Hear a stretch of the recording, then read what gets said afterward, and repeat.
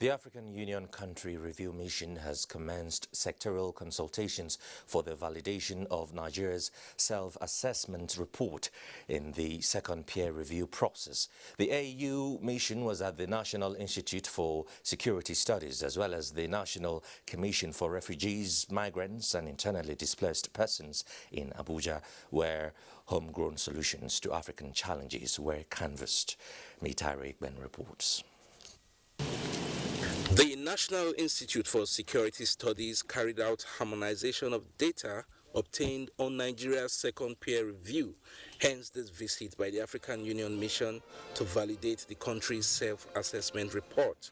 Speakers here note that terrorism and lately the COVID-19 pandemic have slowed down socio-economic development, but stress that Africa's peculiarity should reflect in solutions to global challenges. The idea of peer review is very good, and between African countries I think it's excellent, because in that way we come from the same background, we come from the same context, the same challenges. This is a fundamental belief that we share with everybody, not only in Nigeria but really all over Africa.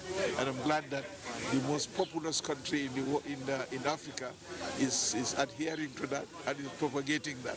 At the National Commission for Refugees, Migrants and Internally Displaced Persons, the Federal Commissioner is optimistic that the national policy on internally displaced persons awaiting Federal Executive Council approval will aid humanitarian activities in the country. I'd like to congratulate His Excellency President Muhammadu Buhari on conducting this review, being one of the few African countries that have gone ahead to do their second review. This report will give a room for strengthening and a more enabled system structures and even the people.